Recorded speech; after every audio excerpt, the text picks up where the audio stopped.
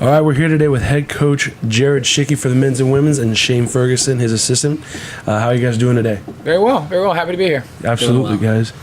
We'll kind of break down your season. Women 14-6 went the furthest in any program for the soccer for playoffs. Went to the championship game against Cloud, and men 4-9-4. But you had a lot of freshmen, so you have a lot of building blocks. Kind of take us through your season. I think the men it'd be easiest to start with them. We're in year 3 of a rebuilding process from when Coach Ferguson and I took over the men's team, and changes in the conference, international scholarships, all types of things like that. We think our men's team was promising this year. A lot of one-goal losses. We're in the thick of it.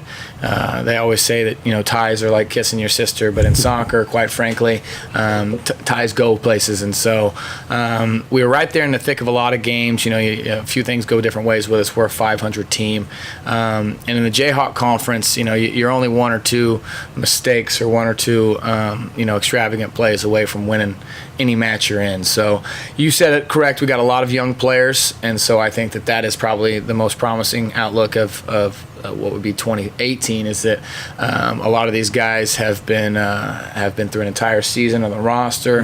They know the competition, they know what to expect, and they'll help kind of aid some of this growth with our new men's players. Coach, I don't know what you want to add about the men's team. Just looking kind of at the first and second team things, I think we had some men that were very deserving of some other honors, but obviously where you finish lays it out there, and the experience that the freshmen have is going to be a big key for moving forward for next year. Yeah, of our 3 guys that got postseason awards, 2 of them are freshman players, right. Absolutely. Right. The Domingos brothers, goalkeeping and midfield. And so, that's a good core, obviously, when you've got a strong goalkeeper and someone that's through the spine of your midfield. You can always build around that. And then, of course, we're sad to see our sophomores go, but we really only had 5 or 6 sophomores contributing on a 90-minute basis. Aaron Edwards was successful scoring goals for us. We think that most all of the sophomore players that we have will move on, will find homes. Good. We've got them scheduled for visits all across the place, and so we think that we're in a good spot on the men's side. But of course, the spring recruitment and those types of things will decide whether or not we've got enough firepower for 2018. Yep. I don't mean to please do. I kind of want to piggyback, and I don't want to make shots at any voting processes, but you said the record kind of dictates, who gets what, but your women's team did very well. Yeah. And, you had one woman, and deservedly so, and she was the offensive player of the year for the Jayhawk and first team conference, but then you have other girls that were second team conference that we had talked about that should have at the very least been at the fringe of the first team conference. From an outside looking in, Brasher, 129 for 155 save attempts. Led the entire Jayhawk conference in save percentage, actually, and still gets second team. And I don't want to make this into like an argument match between us and voters, but it's at the same time it hits a little hard at home. Yeah, and it's a valid point to make. What Coach Ferguson suggested is absolutely correct as far as nominations. Right. It doesn't necessarily dictate where the students fall in the voting categories. That's up to the coaches, and as much as we'd like to think that coaches are sitting back and going over the stats as they're doing these voting, as perhaps Coach Ferguson and I were, it just doesn't happen that way. Sometimes they try and remember which player, was it the number 10 or and so some people get lost in translation there. You're absolutely correct, though. When you make the statement that we've got 2 men's players on the first team, a team that went 4-9-4, and then I've only got 1 female player on the first team, a team that went 14-6. So it's a very valid argument to make. Andrea Compere is is the offensive player of the year. She's lights out, the best player in the conference. No disrespect to any other players or coaches, but Andrea is just better. She is, and I think with us being that kind of small school that tends to compete with the big dogs, they want to give credit where they think credit is due, and so they're putting it on the backs of just that one girl. And I think that it's fine. It happened last year that same way. I mean, we finished third in the Jayhawk Conference and region semifinalist, and we still only had, it was Andrea was the only girl on the first team. And ironically, last year we were able to get 2 other girls on the all-region team, despite the fact they didn't make first team. So when they made the region votes, they clearly kind of saw that maybe some of my players have been overlooked. This year, however, we had a region meeting, and it goes down to votes, and they just didn't get it. But I think all those players are worth noted. You mentioned Briley Brasher, who we think, I think Coach Ferguson will agree, is the best goalkeeper in the Jayhawk Conference. She saved a penalty in the final for us. Against Johnson County. Well, actually, she saved the penalty against Cloud in the final in the first 5 minutes, but she shut out Johnson County. She's the only player in the Jayhawk Conference to shut out Johnson County, not named Butler. And that's a feat. That's the first time Coffey Community College has ever shut out Johnson County. It's the first time in program history, 12 years having soccer, Johnson County's ever been beat. And that should be noted. And of course, when it's the Johnson County keeper that gets it ahead of her, and she's very good, quite good, the Johnson keeper. But she made half the amount of saves. She was maybe basically forced to do half the work that Bri did. And so we're always going to be a little bit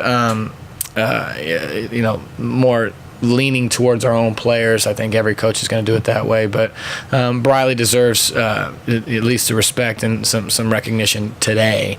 Then when you look at players like Gabrielle Rodriguez, there was 5 girls listed on the first team forwards, and Gabby outscored 3 of them. And so, but she's a freshman.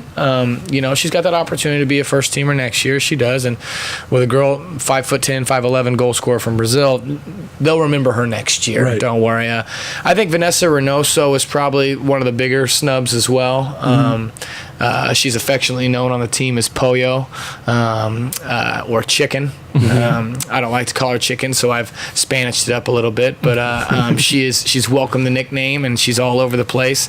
The only person that out-assisted her in the entire league was Andrea. So that's not deserving. Yeah. So I mean, it's interesting that Vanessa gets looked over, and only East coaches can vote for the East players, and both the West coaches that we faced, actually 3 of the West coaches that we faced, all were in agreement at the meeting that had Vanessa been on the first team ballot, they would have absolutely got an all-region nod from them. So Elena Diaz, we went in the Jayhawk Conference East assists, we went 1st, 2nd, and 4th. Andrea Compere won. Vanessa was 2, and then Elena was 4th in the conference. She's got a big boot. She takes almost all of our corner kicks for us, and she actually she assisted. I believe she assisted the game winner in Johnson. And so they marked it as an unassist because it took a deflection off a head. But basically, that's Elena's specialty, and every team should remember the girl that can put the 40-yard crosses in, but they don't. Mildred Marquez, we were happy to see her on the list. We also felt like 2 of our other sophomore defenders were snubbed and didn't even get a nomination in Melissa Larson and Lindsay Ackley, who were both on the second team as freshmen last year. So they're all deserving, and we're not upset about the voting at all, because we're just happy that players get recognized, and especially the freshman girls and guys, they've got an opportunity to be 2-time recognition holders. But we as coaches are just proud to get a chance to work with them, and I know the coach is especially has a special fondness working with Briley and Felipe, because Coach Ferguson spends more time with the goalkeepers. And so that's something you had said earlier, how Briley has gotten better from year 1, then year 2 the injury, and then now this year, or maybe it was year 1 and then this year with the injury. Yes, yeah. And I mean, he credited you with that, just working with the goalies and our goalkeepers. And, Oh, it's fine. Either one works. Yeah, not too technical Coach. on the term, but I appreciate the leeway with it. But I mean, kudos to you, and kudos to Coach Schicke for giving you that leash to work with them. Yeah. I mean, like, we knew Briley was going to need a little bit of work because she's been a few years out of goalie because we actually recruited her to play in the field, and she's a great field player as well. But yeah, hindering her injury, we really put in some, told her in the offseason this is what she needs to do, worked real hard in preseason. I also want to give some shout out to Nathan Hart. He's a great goalkeeper from Arizona. He has tons of drills, and he, filled my mind with lots of things to do. And, he'd admit Briley wouldn't work as hard with him as she does with me, but that's kind of the coaching aspect versus another player teaching you what to do. So yeah, I'm just glad Briley listened and put in the work that she needed to do to make her where she's at, and I think she's gonna have great opportunities to move forward from here.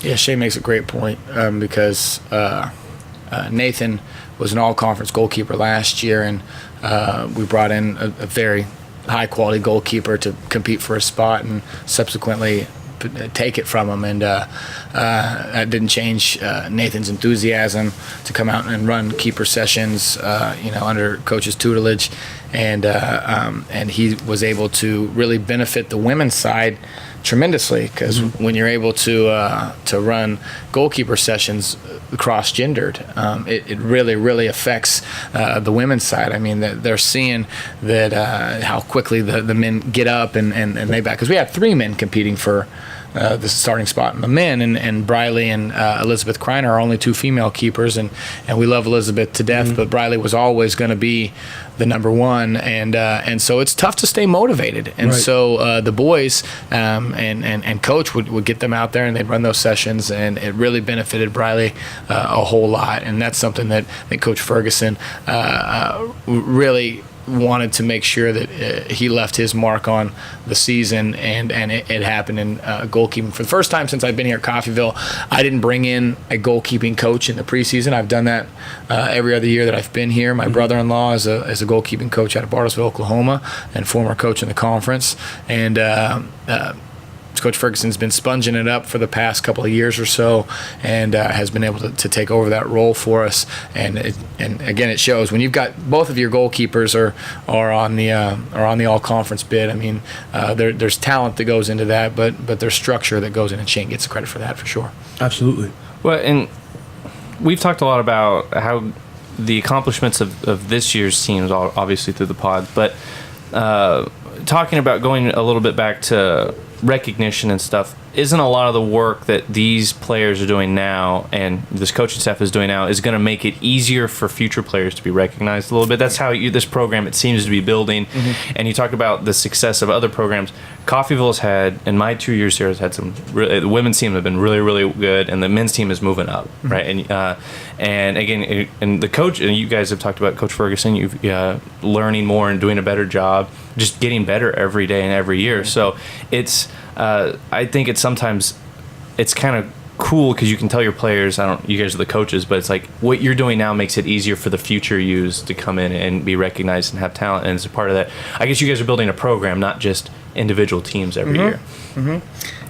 You're absolutely correct in that, and actually we state that within training sessions. It's something that we use to help motivate kids that we currently have is, the harder you work, the better we'll get. That slogan that's as cliche if you're outside of Coffeyville, but it hits home here at Coffeyville, is that once a Raven, always a Raven, and it really is the absolute truth. Just last night I was commenting on Paolo Claudio's Facebook post. He's just graduating from Southern Methodist, and he was an All-American here for us, leading goal scorer in the country one year, and when he put so sad to be playing my senior game, he listed Coffeyville Community College and his family as him getting his start there. And so every player builds towards next season, and when you're trying to when you're out of the playoffs on the men's team and you're trying to have a strong finish, you have to remind them that it's how we finish that's going to help build who we have. And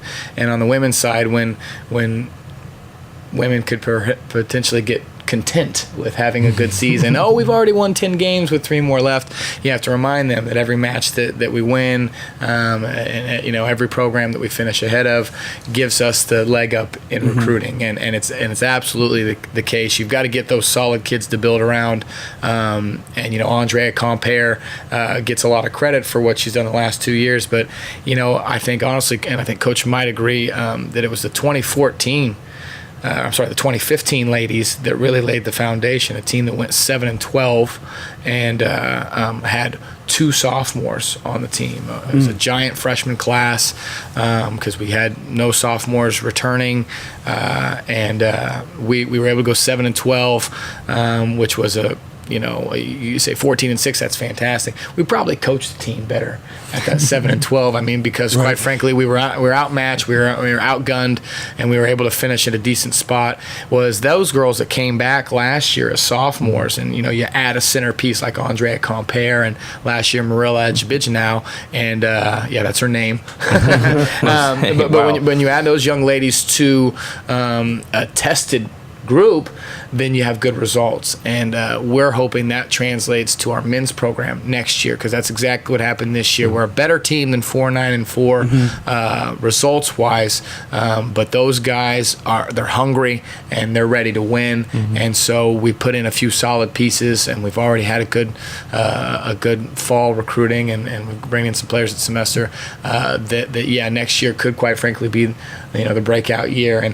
And just to tip our men's hat, we didn't win the games that we should, but I do want to point out that soccer is a fickle game at times, and we did beat KCK, who won the district and went on to nationals, and Johnson County, and we beat Johnson County as well, and so we're not getting battered around. We're just quite frankly, not winning all the matches that Coach and I expect us to, and we think that that's a trend. If we went 7-12 on the women one year and then follow up the next year with 11-6 and then 14-6, then we think that we're in a good spot to continue that trend. Well, in the men's soccer game, you had 4 ties, and I think were all of them at home.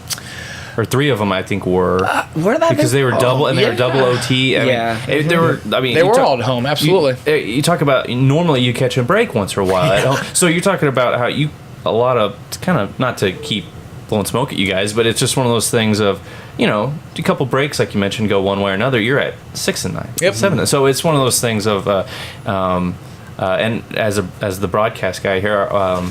We got to experience double overtime rules, and even our veteran game callers, Ryan Butcher and Dirk Andrews, had to get learned up on all the rules, because they were like, "What? We got more soccer to play." I'm like, "No, it's pretty cutthroat and quick, and once you get to overtime." But it's just some bad breaks. I think but draws are not the worst thing ever, but I mean, at home you think you might catch a couple. Yeah, absolutely. And you're right. Yeah, you were there for all those draws, and we drew with some very good teams as well. And Crowder College is a team up there in Neosho that has no English language requirements for their internationals, and so just about every international student that I'm saying you can't come to school here because we're not certain you speak the language well enough. Well, we faced them when we played them against Crowder College, and we did. We went to a scoreless draw. Hats off to Nathan Hart; he was brilliant that day. So the outside looking in, we're where we need to be, but that doesn't win us games for 2018. So, but we'll hope that translates over. And with the kids that we're returning and the kids that we've added, we're excited on the men's side. We do have quite a bit of Kansas kids coming in for next year, and they're kids that Coach Ferguson and I have had experience recruiting over the past couple of years. They're from closer in the area, a little more buy-in.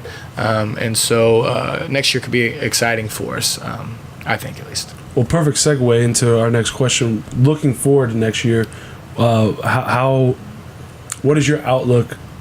Really early, but what is your outlook for the men's and the women's? I'll let Shane answer that first.